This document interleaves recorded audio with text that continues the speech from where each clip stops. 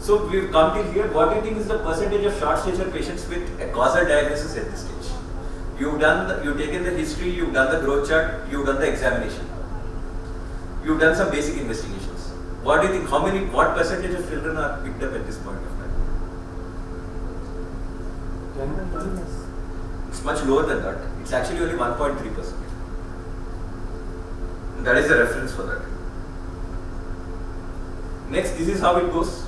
Evaluated by the pediatrician, at this stage you pick up only 1.3. Next, you think it's a cardiac problem, go to the cardiologist. Renal, go to the nephro. You think it is a gastrointestinal, GE. Take a genetics opinion, and more often than not, they always usually end up with the endocrinologist. Other consultation with all these people, and most important is crosstalk between the various specialties. That unfortunately happens only in ideal situations. It doesn't happen often. Especially a lot of times it's only the endo who wants to talk to these other people. They don't have time to talk to the endo. You eventually find out that the diagnosis is an endo diagnosis. But you see the child only when he's 17 years old and the bones have fused. And what has been coming up of late is genetics. As we understand more and more about genetics, we've started recognizing the importance of single gene disorders. Disorders like Prader-Willi syndrome, IGF-1 deficiency or IGF-1 resistance. Multiple gene variations. Usually the single gene disorders are easily picked up because they're very severe. But in case you have subtle variations in 10 genes, 5% decrease in each gene contributing to a 50% diagnosis of short stature. It is difficult to pick up because they are subtle.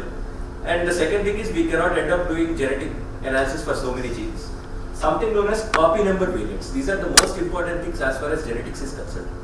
Copy number variant is what happens when two genes are transmitted from the parent to the child. If you look at two siblings, you will almost never find that they look similar or they are of the same height.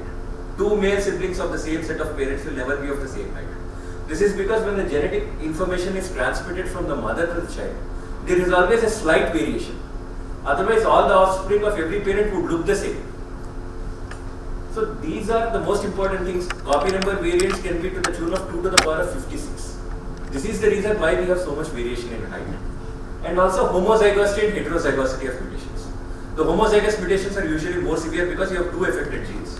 Whereas in heterozygosity, you got one affected gene and one normal gene, which ensures that it is a slightly milder genetic disorder. So once you have done the genetics, what do you think are the percentage of short stature patients with a causal diagnosis at this stage? With the best genetics, it's never more than 40%. The rest is all endocrine territory. Few images. What do you think is the diagnosis in this case? It's juvenile hypothyroidism. This sexual Prader-Willi. This achondroplasia. You can see the short-lived one. The trunk is much longer. This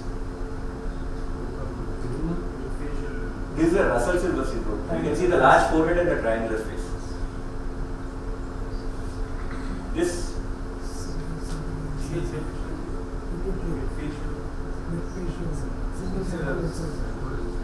is actually a surprise, sir.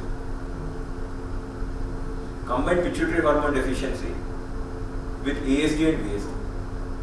For the first 2 years of life, he was not worked up because they assumed the short stature was because of the cardiac disorder. Once he had the surgery, even after that, he did not grow. Then he was referred to the endocrine. He was referred to me.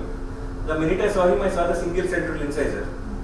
I actually found out that this was the problem. And a lot of times, pituitary development starts happening at around 5 to 8 weeks of life, and that is the time when you also have the cardiac development. So rarely, at any antenatal insult between 5 to 10 weeks of age can present with both pituitary and also cardiac involvement. More often than not, pituitary happens slightly later. Because even though the migration of cells into the pituitary starts at around 5th week, it goes at full stretch only after the 15th week of life. It's usually the thyroid and the cardiac defects which go together. But in this case, he probably had an insult with the migration of the cells into the pituitary, in the Rathke spots, at around 5 to 8 weeks. This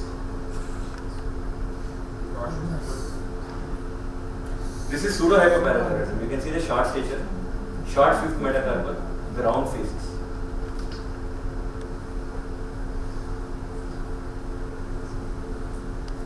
can see a male. Noonan. Looks like a male turner, you can see.